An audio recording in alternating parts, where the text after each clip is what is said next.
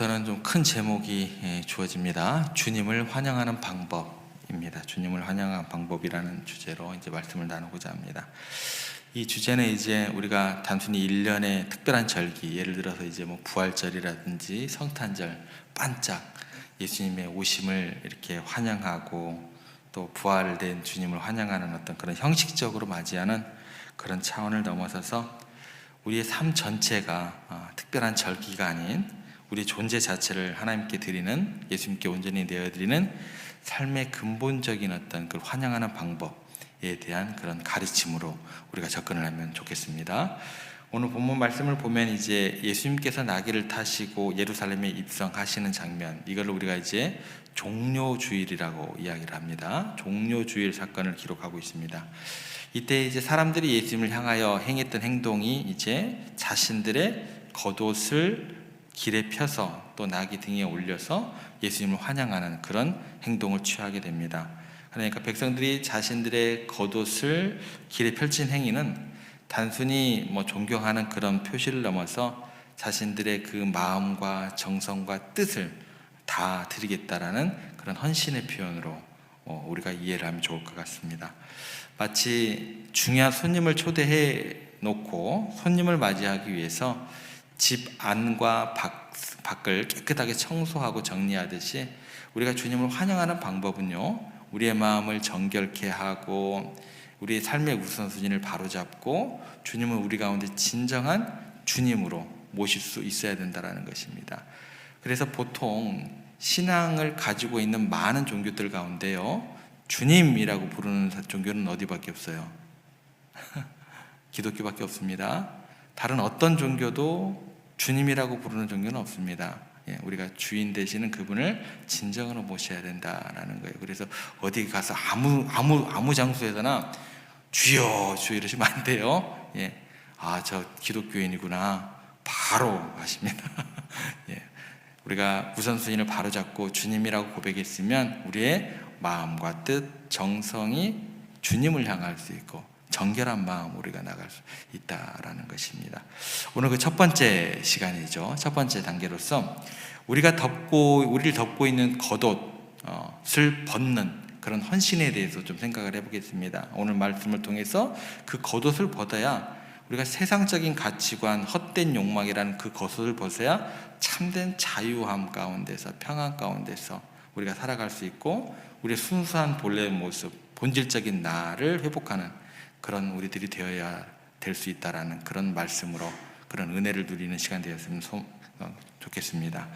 여러분, 우리가 이렇게 혼란하고 이제 복잡한 세상 속에서 과연 어떤 모습으로 살아가고 있는지, 예전에 우리 어르신들이 살아갈 때보다 우리는요, 옷을 더 많이 껴입어요. 그죠? 우리 자신을 복잡하고 혼란한 세상 가운데서 더 지키려고, 보호하려고, 그런 미명 아래 때로는 남들에게 더 잘 보이기 위해서 또 나의 부족함을 어떻게든지 감춰야 돼요. 그죠? 감추기 위해서 여러 겹의 겉옷을 덧입고 살아가게 됩니다. 예를 들어서 추워지면 어떻게 돼요? 옷을 하나씩 껴입는 것, 여러 개 껴입는 것. 험악한 시대를 살아가니까 갈수록 우리가 겉옷을 껴입게 되더라는 거예요. 그렇다면 우리가 입고 있는 이 겉옷들이 구체적으로 어떤 것을 의미할까? 좀 하나씩 생각을 해보겠습니다. 혼란하고 복잡한 세상에서 어떤 모습으로 살아가고 있는지, 그 겉옷은 또 어떻게 되어지고 있는지. 먼저 세상의 옷들이 있을 거예요. 세상의 옷은 뭘까요? 세상적인 신분이 될 겁니다. 우리가 가진 직위, 또 직책, 또 학력, 사회적 타이틀이 이에 해당될 것입니다. 또한 사회적인 지위도 마찬가지겠죠. 명예, 또 인맥, 배경, 출신, 학교, 우리를 규정짓는 겉옷들이 뭐예요? 굉장히 많아요. 또 뭐가 있을까요? 물질적인 것도 있겠죠. 물질적인 풍요, 재산, 소유물, 심지어 이게 어디까지 연결이 되냐면 요즘에는요, 우리의 소비 습관까지, 명품이네, 또 어떤 것이네, 그런 것들까지 이 겉옷의 범주에 포함되더라는 거예요. 갈수록 이런 것들이 더 많아져요. 또 뭐가 있을까요? 외적인 모습, 외모도 그렇죠. 요즘 외모도 사죠. 요즘 외모도 사요. 그렇죠. 옷차림 말할 것도 없고 스타일리시라고 해가지고 예전에 다루지 않았던 그런 것들까지도 다 이렇게 상품화가 되고 겉옷의 일부가 되더라는 거예요. 심지어 출신 지역, 요즘에는 이제 가족 배경까지 이제 다 마찬가지로 우리가 덮고 있는 겉옷이 될 수 있습니다. 이처럼 겉옷은요, 갈수록 복잡한 시간을 살아가면 살아갈수록 그 세대가 되면 될수록 다양한 형태로 우리 삶에 나타나게 됩니다. 이러한 것들은 때로는요, 세상의 모든 풍파에서 우리를 잠시나마 보호해 주는 것처럼 느껴지기도 하고, 때로는요, 다른 사람 앞에서 우리의 가치를 자랑하고 과시하기도 하고, 이렇게 포장하는 수단으로 잘못되게 사용되기도 합니다.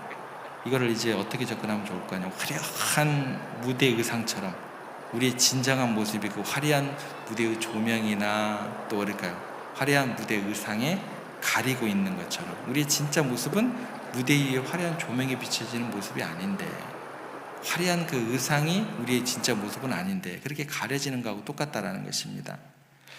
그래서 우리 인간의 마음 속에는요, 끊임없이 무언가를 더 입으려는, 더 채우려는 욕망이 끊임없이 꿈틀거린다라는 거예요. 마치 이제 옷장에 옷이 가득 채워져 있는데도 새로운 옷을 사고 싶어 하는 것처럼 우리는 끊임없이 더 나은, 더 화려한 것, 그런 겉옷을 갈망하게 됩니다. 그래서 우리의 삶을 돌아보면은요, 어릴 때부터 계속해서 이런 욕망 가운데 휘둘려 왔던 우리들의 모습을 보게 돼요. 어린 시절에는 친구가 어떤 학용품을 옆에서 새 것을 하나 가지고 왔어요. 저것보다 더 좋은 거 갖고 싶어 하고, 공부하는 학창 시절에는 저 친구보다 내가 더 좋은 성적을 받아서 더 인정받고 싶어 하고, 사회에 나와서는 어때요? 더 높은 직위, 더 많은 재산, 더 큰 명예, 더 넓은 집, 더 좋은 차를 얻기 위해서 치열하게 그렇게 경쟁을 하게 됩니다. 이러한 욕망들은 우리를요, 끊임없이 다른 사람하고 비교하게 만들고, 지금 주어진 것에 만족하지 못하게 만들고, 우리 가운데 감사를 사라지게 하게 만들더라는 거예요. 진정한 나를 알고 있다고 한다면, 이런 불평, 불만, 비교, 만족하지 못함에 대한 것들은 하나씩 내려놓고 옷을 벗는다고 한다면 그렇게 되지는 않을까라는 생각을 하게 됩니다. 결국 우리가 어떤 상황 가운데 놓이게 되냐면, 끊임없이 불안해요. 끊임없이 뭔가 쫓기는 것 같아요. 경쟁을 하게 되고, 그러다 보면 어떻게 될까요? 우리들에게 주어지는 것은 늘어나는 한숨이고, 또 좌절이고, 실망 속에서 살아가는 그런 악순환에 빠지게 되더라는 것입니다. 끝이 없는 경주 같아요. 진정한 행복과 만족을 찾지 못한 채 덧없는 것들을 그렇게 막 쫓아가면서 영원한 것이냐, 그렇게 우리가 살아가더라는 것입니다. 우리가 입는 이런 겉옷은요, 결국은 뭐가 되냐면 사회적인 상징이 돼요. 그래서 우리가 신분과 지위를 드리는 매우 중요한 역할을 하게 됩니다. 그래서 이런 사회적인 상징이 우리를 가둬버려요. 그 사회적인 상징 가운데, 옷 가운데 가둬버려요. 특정한 틀 안에 가둬버려가지고 진정한 나를 가리게 만들 뿐만 아니라, 나뿐만 아니라 다른 사람에게까지 영향을 미치게 됩니다. 그 사람을 그 옷으로 판단을 내버려요. 외형적으로, 모습으로 바라봐요. 쉽게 판단하고 평가를 하게 돼요. 이런 심각한 오류를 범하게 된다라는 것입니다. 우리는 종종 이러한 겉옷들을요, 너무나 소중하게, 때로는 내 자신의 전부인 것처럼 여기면서 세상적인 지위와 또 물질적인 그런 것들에 깊이 집착하여 과감히 벗어버리지 못하게 되는 그런 수렁에 빠지게 됩니다. 그래서 우리가 진정으로 중요하게 생각해야 될 하나님의 말씀 가운데 주어진 영적인 가치가 무엇인지, 하나님과의 관계, 그 친밀한 관계가 무엇인지, 이런 것들이 내팽개치게 되는 거죠. 소홀히 여기게 되고 놓치게 된다라는 것입니다. 그래서 높은 자리에 올라갈수록 무거운 짐을 주님께 맡겨야 되는데 내가 다 떠안아요. 막 온 짐을 제가 다 떠안는 거죠. 그죠? 더 많은 책임, 막 부담을 짊어지고, 주님께서 내 짐을 내게 맡겨라라고 얘기를 해야 하는데 오히려 막 내가 짐을 더 떠안아요. 그리고 대중의 시선과 평가에 더욱 민감해지고, 그러다 보면 때로 이제 청문회 같은 데 과정을 보면 낱낱이 벗겨지고, 요즘엔 벗겨져도 창피한 줄을 몰라요. 어떻게 된 게. 예. 수치를 수치로 알아야 되는데 이게 세상이 어떻게 될지는 모르겠는데, 옛날에는 수치로 알았는데 요즘에는 벗겨져도 내가 뭐 잘못했냐 이래요. 예. 이런 과정들을 통해서 우리가 깨달아야 될 게 뭐냐면, 세상적인 것들의 허망함, 일시적인 것들, 그런 것들을 뼈저리게 깨닫게 되지만, 우리가 그 전에 참된 복음 안에서, 말씀 안에서 미리 모든 것들을 주님 안에서 내려놓고 가볍게 자유롭게 살아가는 것이 얼마나 중요한지, 그 세상의 모습들을 보고 우리가 도전받고 회개해야 되지는 않나라는 생각을 하게 됩니다. 최초로 대서양을 횡단한 비행사가 있습니다. 찰스 린드버그라는 사람인데요, 그가 굉장히 젊은 시절에 대서양을 횡단을 했어요.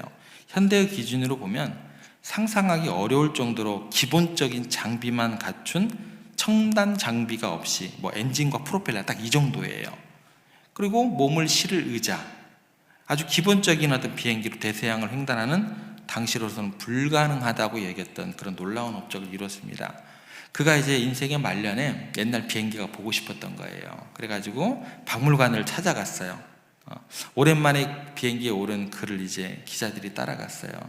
기자들 앞에서 감회에 젖어서 다음과 같이 이야기를 합니다. 이건 지금 보니까 제가 비행기라고 할 수가 없는 것입니다. 고도계도 없고 유량계도 없고 기타 안전장치가 하나도 없는 그저 엔진과 프로펠러, 그리고 몸을 실을 만한 의자가 전부인 그냥 탈 것에 불과하네요. 어떻게 이것을 탈 생각을 했는지 제가 이해가 되지 않습니다 라고 그때를 회상하면서 기자들 앞에 이야기를 하게 됩니다. 여러분, 근데 그렇게 초라하게 보이는 지금의 시작으로는 도저히 대서양을 횡단할 수 없을 것 같은 비행기였지만, 역설적으로요, 사실은 그렇기 때문에 모든 불필요한 무게를 덜어냈기 때문에 대서양을 횡단할 수 있었던 겁니다. 불필요한 모든 장비와 무게를 덜어내고 딱 뭐하기에 필요한 것만, 비행에 필요한 최소한의 것들로만 비행을 했기 때문에 당시의 기술로는 거의 불가능하고 여겼던 대서양 횡단이라는 위대한 업적을 이룰 수 있었던 것입니다. 제가 여주 온 지 지금 3년째가 들어갔어요. 죄송한 얘기지만 그냥 이해하고 들어주세요. 제가 목회를 여기서 5년을 하든 10년을 하든 웬만해서는 어떤 연합회 활동을 제가 안 할 거예요. 제 성격도 그러고, 제가 주어진 하나님에 대한 기도하고 준비하는 그런 어떤 목회의 길도 그러고, 우리 교회에서 감당해야 될 것은 저는 감당하는 것은 맞다고 봐요. 근데 제가 그 역할까지 뭐라 그럴까요? 뭐라고 그러던데, 그걸 무슨 이사라고 그러던데, 그런 것들 아직까지는 그래요. 주신 어떤 기도의 응답이 없기 때문에 그래요. 린드버거처럼 우리도 마찬가지입니다. 인생이라는 여정 가운데서요, 내가 목사면 내게 맞는 옷이 있는 거예요. 그렇죠? 내가 장로면 장로로서의 내게 맞는 옷이 있는 거예요. 내가 성도면 내가 성도로서의 옷이 있는 거예요. 세상적인 욕망과 집착, 그죠? 허영과 허세를 과감히 벗어버려야 내가 목사로서 하나님 앞에 바로 설 수 있는 거예요. 그렇게 나아갈 수 있는 거예요. 하나님께서 우리에게 각자 맡기신 고유한 사명을 그때 온전하게 감당할 수 있다는 것입니다. 어쩌면 우리가요, 천국을 가기 힘든 이유가 뭔 줄 아세요? 하나님의 놀라운 은혜를 온전히 사모하고 체험하기 힘든 이유가 뭔 줄 아세요? 너무 많은 걸 걸치고 있어요. 그래서 저는 대형교회 목사님들 굉장히 힘들 것 같아요. 너무 많은 것들을 걸치고 있어요. 너무 많은 것들을 손에 쥐고 있어요. 절대 못 놓습니다, 이거. 그래서 막 세습도 해야 되는 것이고 그러는 거예요. 절대 못 놓죠. 집착하고 있기 때문에 절대 천국 못 가는 것은 아닌지, 마치 무거운 짐을 지고 좁은 문을 통과해야 되는데 그게 통과가 돼요, 여러분들? 우리가 가는 길은 무슨 문인데요?